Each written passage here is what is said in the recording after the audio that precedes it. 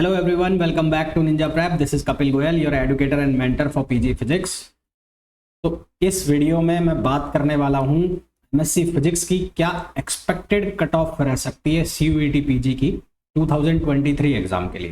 हालांकि ये जो टॉपिक है दिन से मेरे दिमाग में था, पर कुछ मैं क्लासेस में बिजी था और फिर मेरे दिमाग में ये भी आया कि यार इसको रात को निकालेंगे, जैसे NTA रिलीज करता है ना रात को 10-11 बजे। मैंने कहा ऐसे निकालेंगे तो थोड़ा फैसिनेटिंग सा रहेगा। तो जब मैं ये वीडियो बना रहा हूँ तो अभी तक आप लोगों की आंसर की आई है, उस आंसर की के बेस पर आपने अपने मार्क्स चेक किए हैं और मैंने भी अपने ग्रुप के अंदर आप लोगों के मार्क्स देखे हैं। उसी के बेस पर मैं ये कैलकुलेशन कर कुरा के सब ये वीडियो बना रहा हूँ। कई लोगों का क्वेश्चन ये हो सकता है कि सर अभी तो रिवाइज्ड आंसर की आएगी तो उसमें अंदर हमारे नंबर चेंज होंगे, नॉर्मलाइजेशन के बाद नंबर चेंज होंगे, तो फिर आप कैसे बता सकते हो। तो देखो ऐसा है कि जो आंसर की फिजिक्स की मैं बोल रहा हूँ उसमें ऐसी कोई मेजर गड़बड़ नहीं थी कि तुम्हारे बहुत ज़्यादा नंबर चेंज हो जाएंगे। ज़्यादा से ज़्यादा 3-4 क्वेश्चन, 2 से 3 क्वेश्चन मैक्सिमम गलत हो सकते हो तो हो सकते हैं, या ज़्यादा से ज़्यादा बहुत ही ज़्यादा करो तो 4-5 क्वेश्चन, इससे ज़्यादा क्वेश्चन गलत नहीं हो सकते, है ना। वो भी मैं मेजोरिटी के केस में बता रहा हूँ, वैसे मेरे हिसाब से कुछ ज़्यादा गलत है नहीं उसमें। और फिर उसके बाद बात करें नॉर्मलाइजेशन, अगर होगा तो भी बहुत ज़्यादा नंबर जो हैं ज़्यादा से ज़्यादा 10-15 5-7 नंबर ऊपर नीचे होंगे, इससे ज़्यादा कोई ज़्यादा चेंजेस नहीं आएंगे। क्योंकि जो पेपर सेकंड था उसमें भी बहुत ज़्यादा ऐसा कोई टफ नहीं आया और उतना कोई वो ईजी भी नहीं था, और जो पेपर फर्स्ट था वो भी इतना कोई ज़्यादा टफ नहीं था। दोनों पेपर ठीक ठाक थे, तो बहुत ज़्यादा अंतर नहीं आएगा आपके मार्क्स में अगर नॉर्मलाइजेशन होता भी है तो। आंसर की के बाद रिजल्ट के जो आपके मार्क्स हैं उसमें बहुत ज़्यादा फर्क पड़ेगा। मुझे ऐसा नहीं लगता। ये मान लो कि आपके कोई 2-3 क्वेश्चन के प्लस बोनस वगैरह आपके हो जाए तो वो एक पॉसिबिलिटी है कि वो आपको मिल सकता है। तो ये जब मैं वीडियो बना रहा हूं तो इस वीडियो के लिए मैंने कुछ पैरामीटर्स सेट किए हैं जिनको मैंने कंसीडर किया है इस कट ऑफ को बनाने के लिए। तो पहला तो मैंने कंसीडर किया है जो लास्ट ईयर की कट ऑफ थी, लास्ट ईयर यानी कि 2022 की क्या कट ऑफ रही थी वो मैंने यहाँ पर ली है। एक स्टूडेंट मार्क्स डिटेल जो कि मेरे टेलीग्राम ग्रुप बना हुआ है, जो मेरा व्हाट्सएप ग्रुप बना हुआ है, उसके अंदर जो मैंने डिटेल्स देखी है स्टूडेंट्स की या अलग अलग जो पोल चलाए हैं उसके ऊपर वो जो डिटेल्स हैं उनके अकॉर्डिंगली मैं ये कैलकुलेशन मैंने की है। फिर जब मेरी अलग अलग स्टूडेंट से बात होती है तो उनकी जो प्रेफरेंस होती है यूनिवर्सिटी की, वो कौन सी यूनिवर्सिटी उनके लिए फैसिनेटिंग यूनिवर्सिटी यानी कि किस में वो जाना चाहते हैं, मतलब इतने नंबर अगर उनके हैं तो सबसे पहले वो कौन सी यूनिवर्सिटी में जाएंगे, तो वो एक स्टूडेंट प्रेफरेंस हो गई। पेपर का लेवल जो मैं आपको बता ही चुका हूँ, इतना ज़्यादा कोई टफ पेपर था नहीं, moderates easy to moderate paper था, दोनों ही, ज़्यादा सिंपल पेपर कुछ थे नहीं। और number of students appeared in the exam, कितने स्टूडेंट अपीयर हुए हैं इस बार एग्जाम में, ये सारे फैक्टर्स मैंने जब इसकी एक्सपेक्टेड कट ऑफ में आपको बता रहा हूं तो मैं कंसिडर कर रहा हूं। अब देखो एक्सपेक्टेड कट ऑफ का मतलब क्या है कि हर यूनिवर्सिटी की अपनी अपनी अलग अलग कट ऑफ होगी। वो कट ऑफ कैसे बनेगी, जब यूनिवर्सिटी काउंसलिंग के लिए अपना पोर्टल ओपन करेगी तो वो आप लोग फॉर्म भरोगे, तो सब सीधी सी बात है, अगर किसी यूनिवर्सिटी के अंदर 40 सीट है तो उन 40 पे जो पहले 40 बच्चे होंगे उनको वो कॉल करेंगे, तो वो सीधा सिंपल सा गणित होता है ना। वो रिजर्वेशन वगैरह वाला पूरा फंडा होता है, जो पहले जो 40 आ जाएंगे उनको कॉल कर लेंगे, उन्होंने फीस जमा करा दी तो ठीक है, नहीं तो अगले 40 को बुलाएंगे, उन्होंने नहीं कराई तो फिर अगले 40 को बुलाएंगे, तो वो वाली प्रोसेस चलती रहेगी। अब हम कुछ एक यूनिवर्सिटीज की इसमें बात करेंगे कि किस यूनिवर्सिटी की क्या कट ऑफ हो सकती है। सारी यूनिवर्सिटीज की मैं बात कर लूं तो वो तो बहुत ही बड़ा टास्क हो जाएगा, क्योंकि 142 यूनिवर्सिटीज है तो उन सब की तो बात नहीं कर सकते हैं। मैं यहाँ पर 4-5 या 5-6 बड़ी यूनिवर्सिटीज की बात करूंगा, उससे आपको ओवरऑल आइडिया लग जाएगा। मैं फिर कह रहा हूँ कि हर यूनिवर्सिटी की अलग अलग कट ऑफ होती है। कट ऑफ कैसे निकलती है, जितने स्टूडेंट्स उसके अंदर फॉर्म भरते हैं काउंसलिंग के अंदर तो उसके अकॉर्डिंगली वो कट ऑफ निकालता है। ऐसा कोई सेट नहीं है कि उन्होंने पैरामीटर सेट किया हुआ है कि हमारी यूनिवर्सिटी में तो इतने नंबर आएंगे तो उसी बच्चे को एडमिशन देंगे, ऐसा कोई चक्कर नहीं है, ठीक है। अब सबसे पहले मैं बात कर लेता हूँ JNU की, है ना। सबसे पहले मैं बात कर लूँ किसकी, JNU सबके लिए एक फैसिनेटिंग यूनिवर्सिटी है, सबकी एक ड्रीम यूनिवर्सिटी है ना। पर इसके साथ चक्कर क्या है कि इसमें जाने के लिए मार्क्स आपको ज़्यादा चाहिए, पहली तो वो एक प्रॉब्लम है। दूसरी प्रॉब्लम ये है कि जो मार्क्स हैं वो 300 में से चाहिए, बाकी जितनी भी यूनिवर्सिटीज है वो कंसीडर कर रही है 400 में से। JNU एक ऐसी यूनिवर्सिटी है जो आपके पार्ट बी के स्कोर को कंसीडर कर रही है, ठीक है। तो पहली चीज तो यहाँ पर ये है only part B score consider होगा। अगर वैसे तो आप लोगों को मैंने अपने बहुत वीडियोस में ये बताया है, और नहीं बताया तो फिर वापस से सुन लो। दूसरी सीट है कि नंबर ऑफ सीट्स यहाँ पर इतनी ज़्यादा है नहीं, कोई नंबर ऑफ सीट्स जो है वो 41 सीट्स है, मैंने शायद बताया भी है आपको नंबर ऑफ सीट्स हो सकता है मैं गलत भी हूँ क्योंकि मेरे को एग्जैक्ट डेटा ध्यान नहीं है, 41 या 40 इसके आसपास कुछ सीट है, एक एग्जाम्पल पकड़ लो 41 सीट्स है, तो नंबर ऑफ सीट्स भी इतनी ज़्यादा नहीं है।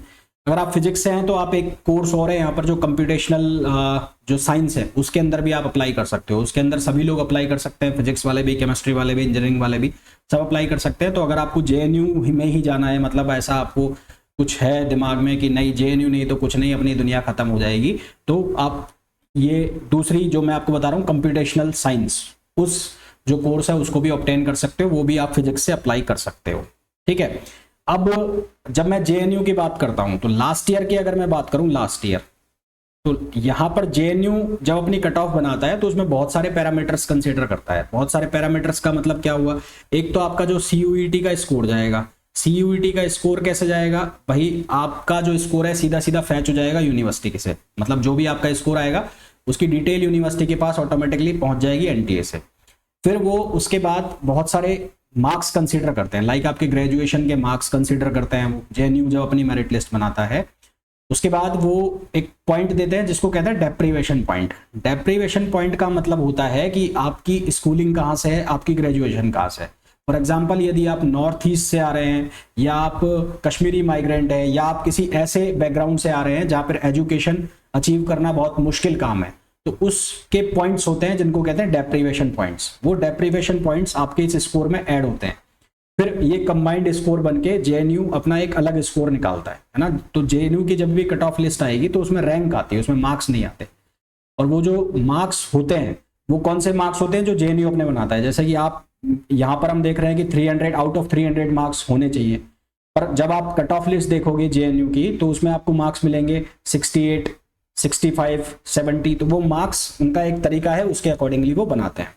तो फिलहाल मैं बात करूं, अगर लास्ट ईयर जो 16 रैंक का मतलब है जो CUET की जो रैंक थी 16, उसको यहां पर लास्ट एडमिशन मिला था, ज्यादा इसकी कट ऑफ भी निकलती नहीं है। अब 16 रैंक का मतलब हो गया कि जो कट ऑफ है 300 में से उसके नंबर जो होंगे वो अराउंड 215 या 220 के आसपास चल रहे होंगे, है ना। 215 या 220 के आसपास चल रहे होंगे 300 में से। तो 300 में से अगर मैं 215 220 को पकड़ूं तो ये लगभग हो जाता है 70 लगभग 72 से 75% के बीच में आ रहा है अगर आपके 300 में से है तो कल मैंने ग्रुप में एक ये छोड़ा भी था मैसेज कि किसी के 210 प्लस है क्या, तो वहां पे तो मेरे को किसी बच्चे का रिप्लाई नहीं आया, सिर्फ एक या दो बच्चे का मेरे को पता लगा था या मेरे को आंसर आया कि हमारे मार्क्स हैं। ठीक है, तो JNU की अगर मैं बात करूं, अगर आप जनरल से हो, देखो मैं सारा यहाँ पर जनरल के हिसाब से बताऊंगा, अगर आप OBC के हों, OBC से हैं तो JNU के केस में तो उससे 5 या 6 नंबर कम कर लेना, EWS के 2 नंबर, SC के मैं अभी बता दूंगा और ST के भी मैं बता ही दूंगा इसमें। तो JNU के लिए अगर मैं बात करूं जनरल की कट ऑफ, JNU के लिए जनरल की कट ऑफ यानी कि कितने नंबर पे आप अप्लाई कर देना, तो मुझे ऐसा लगता है कि 210 प्लस पे, 210 प्लस पे out of 300, 210 plus out of 300, एक मिनट रुकना है ना, 210 प्लस आउट ऑफ 300 अगर आपके हैं तो यहां पर आप फॉर्म के लिए अप्लाई कर देना। ठीक है, कट ऑफ बहुत ज्यादा नहीं रहेगी, कट ऑफ की रेंज जो है वो 215 220 के ऊपर से मिलना चालू हो जाएगा, और ऐसा भी पॉसिबिलिटी है कि 210 पे भी मिल जाए। तो इसका मतलब ये नहीं है कि अगर आपके मार्क्स 205 आ रहे हैं 300 में से तो आप फॉर्म नहीं लगाओ, ये 300 में से हैं, फिर बोल रहा हूँ ये 300 में से हैं, तो आपके मार्क्स 300 में से 205 आ रहे हैं, फॉर्म ना लगाओ, फॉर्म लगाना है। पर मुझे ऐसा लगता है 70% 70% बहुत ज़्यादा होता है 300 में से, है ना। 300 में से 70% बहुत ज़्यादा मार्क्स होते हैं एक कॉम्पिटिटिव एग्जाम के लिए, जिसके अंदर आपको 2 घंटे के अंदर कैलकुलेटिव क्वेश्चंस करने हैं, कैलकुलेशन वाले क्वेश्चन करने हैं। तो ये JNU की कट ऑफ हो सकती है मेरे अकॉर्डिंगली जनरल की। अगर आप OBC से हैं, OBC NCL से हैं और EWS से हैं तो इन दोनों की लगभग आसपास होती है, तो इनकी मान के चलना आप 206 से और 208 की रेंज में। अगर आप SC कैटेगरी से हैं, SC कैटेगरी से हैं तो SC कैटेगरी से तो आप लगा के चलना लगभग 165 प्लस आउट ऑफ 300, और अगर आप ST कैटेगरी से हैं तो आप लगा के चलना लगभग कितनी 150 प्लस इसमें, ये आउट ऑफ 300। परंतु SC ST में इतनी ज़्यादा सीट्स अवेलेबल नहीं होंगी, वही जो रिजर्वेशन कैटेगरी होती है, रिजर्वेशन का जो क्राइटेरिया होता है उसके अकॉर्डिंग ही सीट मिलेगी। तो ये JNU की कट ऑफ है मेरे अकॉर्डिंगली, जो इस बार जानी चाहिए। हो सकता है इसे 4-5 नंबर ऊपर ही हो, पर इसके आसपास ही चलेगी जो भी चलेगी। तो ये तो बात हो गई JNU की। फिर पहले मैं दिल्ली की यूनिवर्सिटीज की बात कर लेता हूं। तो दूसरे नंबर पे मैं बात कर लेता हूं DU मतलब दिल्ली यूनिवर्सिटी, है ना, दिल्ली यूनिवर्सिटी। लास्ट ईयर तक ये जो यूनिवर्सिटी है दिल्ली यूनिवर्सिटी अपना अलग से एक एंट्रेंस एग्जाम लेती थी, जिसको हम कहते थे DUET, Delhi university entrance test. इस बार ये इसमें आ गई है। दिल्ली यूनिवर्सिटी के अंदर जो सीट्स हैं वो है 384, जिसमें से 50% सीट्स जो हैं 50% फॉर DU कैंडिडेट्स और 50% सीट्स जो हैं वो अदर हैं। अदर मतलब जो बाहर से आ रहे हैं उनके लिए। बाहर से मतलब जैसे आप लोग जाओगे, अगर आप DU से नहीं हो तो। सीट से एक बार देख लेना, 300 के आसपास, 386 है या कुछ ऐसे है, देख लेना एक बार। ये डेटा कंफर्म नहीं है। 50% मतलब 380 के आसपास सीट है, ये मान लो बस, है ना। तो अब अगर DU कैंडिडेट हो या अदर हो तो टेस्ट तो दोनों को ही देना पड़ेगा, दिया भी होगा, है ना। तो CUET का एग्जाम तो दोनों को ही देना पड़ेगा। तो यहाँ कहानी कुछ ऐसी हो गई जैसे BHU में चलता है, यानी कि 50% सीट रिजर्व है BHU में, BHU वालों के लिए, और 50% बाहर वालों को देंगे वो। तो यहाँ पर एक एडवांटेज ये है दिल्ली यूनिवर्सिटी के साथ आप लोगों को फायदा ये हो सकता है कि यहाँ पर नंबर ऑफ सीट्स बहुत ज़्यादा है। फिर यहाँ पर जो एफिलेटेड कॉलेज है वो 6 से 7 से 8 एफिलेटेड कॉलेज है, 7 से 8 यहाँ पर एफिलेटेड कॉलेज हैं। और उन एफिलेटेड कॉलेज में भी आपको एडमिशन मिलेगा, परंतु आपकी जो क्लास है वो सारी की सारी कहाँ लगेंगी, यूनिवर्सिटी के अंदर ही लगेगी, ठीक है। तो क्योंकि DU पहली बार आया है किसके अंदर, CUET PG के अंदर, और ये जो मार्क्स कंसीडर करेगा ये करेगा आउट ऑफ 400, ठीक है। ये आउट ऑफ 400 ये मार्क्स कंसीडर करेगा। अब जो लोकेशन है ना, लोकेशन वो है दिल्ली, और दिल्ली लोकेशन ऐसी लोकेशन है जिस पर जितनी मैंने स्टूडेंट्स के साथ बात की है, चाहे वो फिर हरियाणा के हों, चाहे वो फिर वेस्ट बंगाल के हों, चाहे वो झारखंड के हों, चाहे वो नॉर्थ ईस्ट के हो, हर किसी के लिए एक फैसिनेटिंग जो प्लेस है, हर किसी का एक जो ड्रीम प्लेस है कि मेरे को वहां जाके पढ़ाई करनी है, तो वो है दिल्ली, है ना। तो दिल्ली यूनिवर्सिटी के अंदर थोड़ी सी मारामारी चलेगी एडमिशन्स की। मारामारी का मतलब ऐसा नहीं कि मार काट मच जाएगी, मेरा कहने का मतलब है कि अगर किसी स्टूडेंट के किन्हीं स्टूडेंट्स के 180 190 प्लस मार्क्स आ रहे होंगे तो वो सारे के सारे यहाँ पर अप्लाई करेंगे फॉर्म, ठीक है। तो जितनी ज्यादा भीड़ यहाँ पर अप्लाई करेगी फॉर्म के लिए, उतने ही ज्यादा कट ऑफ यहाँ का बढ़ेगा। जितने ज्यादा फॉर्म सप्लाई होंगे उतने ज्यादा यहाँ पर कट ऑफ बढ़ेगा। जिन स्टूडेंट्स के मार्क्स 200 प्लस आएंगे, जो JNU में अप्लाई कर रहे होंगे, वो सारे के सारे यहाँ पर भी अप्लाई करेंगे। जो BHU में अप्लाई करेंगे वो सारे के सारे यहाँ पर भी अप्लाई करेंगे। जो HCU में अप्लाई कर रहे होंगे वो सारे के सारे यहाँ पर भी अप्लाई करेंगे। इवन जो राजस्थान, पंजाब, जिधर भी अप्लाई कर रहा होगा उनको एक होप रहेगा तो वो सारे यहाँ पर अप्लाई करेंगे। क्यों? क्योंकि जो लोकेशन है वो दिल्ली है, सबको दिल्ली में रहकर पढ़ाई करनी है, ठीक है। तो होगा क्या कि जो कट ऑफ है वो थोड़ा सा बढ़ेगा। तो 400 में से जो दिल्ली यूनिवर्सिटी की कट ऑफ जा सकती है, या दिल्ली यूनिवर्सिटी के लिए जो एक सुटेबल सेफ स्कोर हो सकता है जनरल के लिए, इसके लिए जनरल के लिए, क्योंकि यहां पर नंबर ऑफ सीट्स भी ज्यादा है, तो उस वजह से भी मैं बोल रहा हूं कि 210 प्लस 210 प्लस, है ना, 210 प्लस पर आपको जनरल में दिल्ली यूनिवर्सिटी मिल जानी चाहिए। 210 प्लस आउट ऑफ 400 में आपको दिल्ली यूनिवर्सिटी मिल जानी चाहिए। वहीं अगर मैं OBC की बात करूं, OBC EWS की बात करूं, तो वो 200 पर, EWS आपको लगभग 205 पर। अगर मैं SC की बात करता हूं तो SC में आपको जो दिल्ली यूनिवर्सिटी मिल जाना चाहिए वो अराउंड 150 प्लस पर मिल जाना चाहिए। और अगर मैं ST की बात करूं तो ST में आपको जो दिल्ली यूनिवर्सिटी मिल जानी चाहिए वो अराउंड 120 प्लस पर मिल जानी चाहिए। 120 प्लस पर ST के अंदर मिल जानी चाहिए। अच्छा, एक चीज और मैं बता दूं, जब हम एडमिशन लेते हैं तो ऐसा कोई जरूरी नहीं है कि ये पहली लिस्ट में ही हो जाए। किसी भी यूनिवर्सिटी की, JNU को छोड़ दिया जाए तो JNU की भी 2 काउंसलिंग लिस्ट निकलती है, और बाकी यूनिवर्सिटीज की लगभग, जैसे BHU की भी 3 तक आ जाती है। तो DU की, जैसे खुद का एग्जाम होता है, जब DU का होता था DUET, तो इसमें 4 से 5 तक लिस्ट आती थी, मेरिट लिस्ट। तो कम से कम 3-4 मेरिट लिस्ट तो आप मान के चलो, तो इतनी लिस्ट तो आती ही आती है ना। तो 210 लास्ट स्कोर पे आ जाना चाहिए मेरे हिसाब से कि यहां तक में एडमिशन हो जाए। थर्ड नंबर पर मैं अगर किसी यूनिवर्सिटी की बात करूंगा तो मैं अभी BHU का आपको बता देता हूं, पर BHU से पहले मैं आपको DTU का बताऊंगा। मैं DTU का क्यों बता रहा हूं उसका मैं रीजन बता देता हूं आपको। DTU का क्यों बोल रहा हूं मैं, मैंने बोला कि मैंने स्टूडेंट से बात की, और मैंने जब स्टूडेंट से बात की उनसे मैंने उनकी प्रेफरेंस जानी, तो उन सभी की प्रेफरेंस पहली ये है कि हमें क्या मिल जाए, हमें दिल्ली मिल जाए पढ़ने के लिए। दिल्ली में ये ना मिले तो ये मिल जाए, ये ना मिले तो ये कॉलेज मिल जाए, मतलब कुछ भी हो करके हमें दिल्ली मिल जाए। तो उनके लिए एक मतलब यूनिवर्सिटी सेकेंडरी है, जो सिटी है वो प्राइमरी है। तो सिटी प्राइमरी है तो यहाँ के जितनी भी यूनिवर्सिटीज है जो पार्टिसिपेट कर रही है CUET PG के अंदर, ऑटोमेटिक है कि उनकी कट ऑफ जो है ऊपर जाएगी। तो ऊपर जाएगी तो DTU, जब मैंने बच्चों से बात की कि अगर दिल्ली नहीं मिली तो DTU बता दो, DTU नहीं मिला तो NSUT बता दो, यानी कि NSIT बता दो। तो कुल मिला के जो सिटी प्रेफरेंस है कि हमें दिल्ली मिल जाए। DU मिले ना मिले, DTU मिले ठीक है, कोई भी मिले वो सेकेंडरी है, सिटी प्राइमरी है ना। तो एक तरह के तो बच्चे ये हैं, एक तरह के बच्चे वो हैं जिनका ड्रीम कॉलेज फिक्स है कि मेरे को BHU में जाना है, मेरे को BHU में पढ़ना है, थोड़ा सा मेरे को पैसे का भी इशू है और दिल्ली में रहूंगा तो मेरा खर्चा ज्यादा होगा, तो मैं BHU में जाऊंगा। तो DTU की अगर मैं बात करता हूं तो DTU की भी जो कट ऑफ रहनी चाहिए मेरे अकॉर्डिंगली, वो 200 प्लस रहनी चाहिए। DTU की कट ऑफ 200 प्लस रहनी चाहिए जनरल के केस में। उसका कारण सिर्फ इतना सा है कि वो कहां पर है, वो दिल्ली में है, इस वजह से उसकी कट ऑफ बढ़ेगी। तो कट ऑफ इसकी DTU की 200 प्लस रहनी चाहिए जनरल के अंदर। वहीं अगर मैं OBC की बात कर लेता हूं तो ये होनी चाहिए 190 प्लस। वहीं अगर मैं SC की बात करूं तो ये होनी चाहिए लगभग, SC के केस में बोल रहा हूं मैं, 140 प्लस। और अगर मैं ST की बात करूं तो ये ST के केस में होनी चाहिए 110 प्लस। EWS के केस में इसको 190, EWS में इसको 195 प्लस ले लेना। तो इतनी कट ऑफ मेरे हिसाब से DTU की होनी चाहिए। ये भी मैं जब बता रहा हूं जब इसकी 2-3 लिस्ट निकलेगी, है ना, क्योंकि जो बच्चा DU में अप्लाई कर रहा है उसको DU में नहीं मिला तो वो सीधा कहां जाएगा, वो DTU में जाएगा।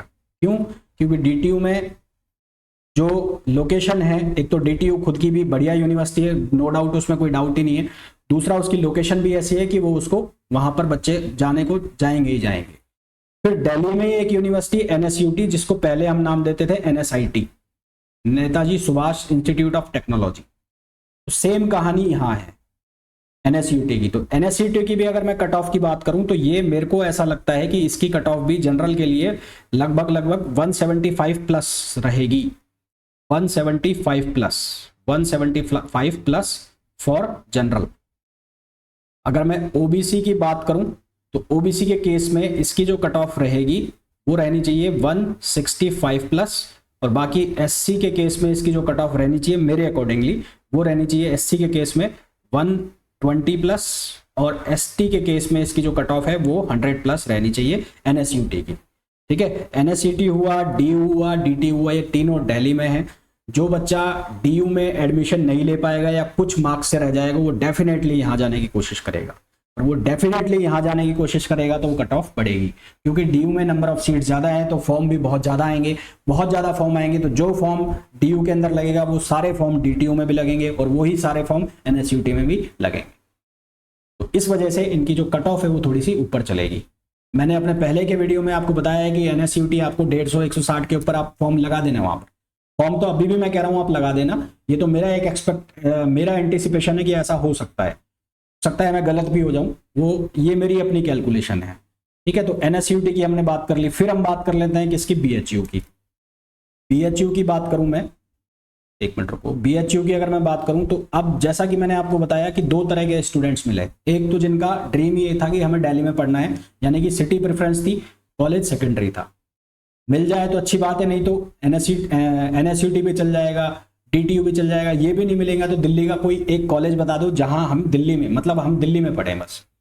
और कुछ स्टूडेंट्स ऐसे थे कि मेरा ड्रीम है BHU पहला, या दूसरा BHU DU मिल जाए, दोनों चलेगा, परंतु BHU की फीस कम है दिल्ली के कंपैरिजन में, तो आई प्रेफर BHU। तो BHU की अगर कट ऑफ की बात करूं तो लास्ट ईयर जो इसकी कट ऑफ थी, थर्ड लिस्ट तक के आते आते जनरल की थी 222 नंबर, जनरल की थी 222, है ना, 222 मार्क्स थे। Number of students last year की काउंसलिंग में कम थे, इस बार स्टूडेंट्स ज्यादा होंगे। लास्ट ईयर जो DU है वो भी अलग था, इसके अंदर नहीं था, इस बार DU भी इसके अंदर आ गया है। और यहाँ पर भी दो चीजें हैं, यहाँ पर भी एक होगी आपकी कौन सी, 50% सीट्स तो जाएंगी किसके पास, जो होंगे BHU वाले, और जो 50% सीट्स हैं वो किसके पास होगी, नॉन BHU के पास होगी। तो यहाँ पर जो कुल सीट ही वो 96 हैं, तो 96 में से आधी आधी सीट बट गई। सीट ही कम रह गई भाई। दिल्ली के केस में तो सीट बहुत ज़्यादा थी, नंबर ऑफ सीट्स बहुत ज़्यादा थे ना, 380 को क्रॉस कर रहे थे। यहाँ तो सीट ही कुल कितनी बची, 96 का हाफ कर लो, है ना। तो कितनी 43 के आसपास सीट्स बची हैं। 43 के सीट्स के अगेंस्ट आपको एडमिशन मिलेगा। उन 43 के अगेंस्ट भी बहुत सारा रिजर्वेशन होगा। रिजर्वेशन कौन कौन सा होगा, एक तो आपका जो कास्ट बैरियर है वो होगा ही होगा, फिर उसमें वो रिजर्वेशन भी होगा सुपर न्यूमरेरी सीट। उसके बाद जो एम्प्लॉय वार्ड है यानी कि जो बीएचयू के एम्प्लॉय हैं उनके लिए अलग रिजर्वेशन होगा, उनके जो बच्चों के लिए उनके लिए अलग रिजर्वेशन होगा। तो यहाँ जो बीएचयू की कट ऑफ है वो उतनी ही चलेगी। मतलब बीएचयू के लिए तो मेरा ये मानना है कि जनरल की 200+, मैं कम ही लिख रहा हूँ इसको पिछली बार से, पर इतने ही मान के चलो लगभग इतनी रहने वाली है। तो 200+ जनरल के लिए। ओबीसी के लिए अगर मैं बात करता हूँ तो ये करीबन 208 नंबर। ईडब्ल्यूएस के लिए मैं बात करूं तो ये लगभग 212 के आसपास, मतलब मैं बता रहा हूं ये इससे ज़्यादा भी रह सकती है, 5-7 नंबर इसके ऊपर ही चलेगी। अगर मैं एससी के लिए बात करूं तो 130+, और अगर मैं एसटी के लिए बात करूं तो ये 100+। इतनी कट ऑफ रहनी चाहिए नॉन बीएचयू के लिए। ये सब नॉन बीएचयू के लिए लिखा है मैंने, इनसे 5-7 नंबर आप ऊपर भी मान सकते हो। अगर मैं बीएचयू वालों के लिए बात करूं तो इनमें से 20-20 नंबर कम कर, तब जो बीएचयू से ग्रेजुएट है उनमें उनकी कट ऑफ के लिए इनमें से 20-20 नंबर कम कर लो, वो इनकी कट ऑफ रहनी चाहिए। फिर यहाँ पर पेड सीट भी आती है। तो पेड सीट मैंने आपको पहले भी बताया इतनी ज़्यादा पेड सीट नहीं होती, जो टोटल नंबर ऑफ सीट्स है उसका 15%। अगर यहाँ पर 100 सीट है, मतलब टोटल 100 सीट है तो 100 में 20% और जोड़ दो तो 20 सीट हो जाएंगी पेड सीट। मैंने अपने वीडियो में एक में आपको बताया था कि पेड सीट में रिजर्वेशन नहीं है, परंतु इस बार कुछ ऐसा है नहीं। इस बार पेड सीट में भी रिजर्वेशन है, जो गवर्नमेंट ऑफ इंडिया के नॉर्म्स है उसके अकॉर्डिंग रिजर्वेशन है। पेड सीट में अगर आपको जाना है तो वहां पर आपकी 45,000 रुपीज एक्स्ट्रा लगेंगे, और जो कट ऑफ है, जो ये मैंने कट ऑफ लिखी है उसमें से आप 10-10, 12-12 नंबर कम कर दो, इतनी आपकी कट ऑफ रहेगी पेड सीट की। बहुत 10-10 नंबर कम से कम कर लो तो वो पेड सीट की आपकी कट ऑफ रहेगी। तो ये बात हो गई बीएचयू की। अब मैं बात कर लूँ एचसीयू की, हैदराबाद सेंट्रल यूनिवर्सिटी। तो हैदराबाद सेंट्रल यूनिवर्सिटी अगर मैं बात करूँ तो हैदराबाद सेंट्रल यूनिवर्सिटी प्रेफरेंस रहती है ज़्यादातर साउथ जो इंडिया के स्टूडेंट्स होते हैं उनकी। तो ये ज़्यादातर जो प्रेफरेंस होती है, ये प्रेफरेंस होती है किसकी, साउथ इंडियन स्टूडेंट्स की। जो साउथ इंडिया के स्टूडेंट्स होते हैं उनकी ये ज़्यादा प्रेफरेंस होती है। रीज़न बीइंग कि एक तो खाना हो गया, खाना कल्चर हो गया, तो वो उनको वहाँ सूट करता है। ठीक है, तो यहाँ की भी जो कट ऑफ होनी चाहिए जनरल की वो लगभग उतनी रहनी चाहिए, कितनी 205 to 210 तक यहाँ की कट ऑफ होनी चाहिए। ओबीसी की अगर मैं बात करता हूँ तो ओबीसी की 195+ होनी चाहिए। अगर मैं बात करता हूँ यहाँ पर एससी की कट ऑफ की मैं बात करूँ तो वो 140+, और अगर मैं एसटी की मैं बात करूँ तो यहाँ पर वो एसटी की कट ऑफ लगभग 110+ होनी चाहिए हैदराबाद सेंट्रल यूनिवर्सिटी में। हैदराबाद सेंट्रल यूनिवर्सिटी में आप लोगों के साथ एक चक्कर पड़ेगा। क्या चक्कर पड़ेगा, एक तो आपके जो ग्रेजुएशन के मार्क्स हैं, ग्रेजुएशन के मार्क्स वो 60% मार्क्स आपके पास होने चाहिए। 60% आपके पास ग्रेजुएशन में होना चाहिए। दूसरा यहाँ पर सब्जेक्ट क्राइटेरिया, फिजिक्स और आपके जो अलाइड सब्जेक्ट है, अलाइड सब्जेक्ट मतलब आपने जब ग्रेजुएशन किया होगा तो उसमें अलाइड सब्जेक्ट आपके या तो मैथमेटिक्स रहा हो फिजिक्स के साथ और केमिस्ट्री, या तो फिजिक्स रहा हो, मैथ्स रहा हो, या फिर केमिस्ट्री रहा हो। तो ये यहाँ पर चक्कर पड़ेगा थोड़ा सा, इसको देख लेना आप। आपका अगर ये नहीं होगा और यहाँ पर फॉर्म अप्लाई कर दोगे, हो भी जाएगा, तो आपको फाइनली बाहर कर देंगे। तो इनको हम बोलते हैं स्पेशल एलिजिबिलिटी क्राइटेरिया, जो मैं अपने वीडियो में आपको बताता भी हूँ। आजकल जो मैं बता रहा हूँ आपको यूनिवर्सिटी और एलिजिबिलिटी, उसमें मैं आपको यही बता रहा हूँ कि किसी यूनिवर्सिटी के अंदर स्पेशल एलिजिबिलिटी क्राइटेरिया होता है, वो अगर फुलफिल होता है तो ही वो आपको अंदर आने देते हैं। होता क्या है, काउंसलिंग में इनको कोई नहीं काउंट करता, और जब आप फिजिकल वेरिफिकेशन कराने जाते हो, अगर उनको मिलता है कि ये तो हमारी क्राइटेरिया को फुलफिल नहीं कर रहा, तो फिर वो बाहर कर देते हैं। तो जब आप किसी यूनिवर्सिटी के फॉर्म लगाओ तो उसकी एलिजिबिलिटी को एक बार चेक कर लेना। ऐसा नहीं अंधाधुंध में फॉर्म भर रहे हो, कुछ भी कर रहे हो, तो वैसा कुछ मत करना। तो ये 4-5 यूनिवर्सिटीज़ की मैंने बात कर ली। अब उसके बाद जो पंजाब है उसको प्रेफरेंस देंगे बच्चे। पंजाब भी एक अच्छी लोकेशन है तो बच्चे वहाँ पर जाना पसंद करते हैं। उसके बाद बच्चे ज़्यादा प्रेफरेंस देते हैं पौंडीचेरी को, पंजाब पौंडीचेरी को इक्वली प्रेफर करते हैं, फिर राजस्थान जाते हैं। तो ये कुछ बड़ी यूनिवर्सिटीज़ की मैंने कट ऑफ आपको बता दी है, तो इसके अकॉर्डिंगली आप आइडिया लगा लेना अब आपके कितने मार्क्स आ रहे हैं। बाकी किसी को पर्सनल मेरे को बहुत सारे बच्चे कमेंट करते रहते हैं, मैं बहुत सारे कमेंट्स का मैं रिप्लाई कर दूं ऐसा पॉसिबल नहीं हो पाता, क्योंकि मेरी खुद की क्लास भी चलती रहती है, क्लास भी मेरी होती है, तो इतना टाइम नहीं मिलता है कि मैं आपको रिप्लाई कर दूं। कुछ कमेंट्स आते हैं जो जेन्युइन लगता है मेरे को, मैं उनका रिप्लाई कर देता हूँ। एक रिप्लाई करता हूँ तो उसके बाद आप फिर लाइन लगा देते हो कि ये तो पॉसिबल नहीं हो पाता। तो उसके लिए मैंने पिछला 13th और 14th और 15th को मैंने काउंसलिंग सेशन लिए थे।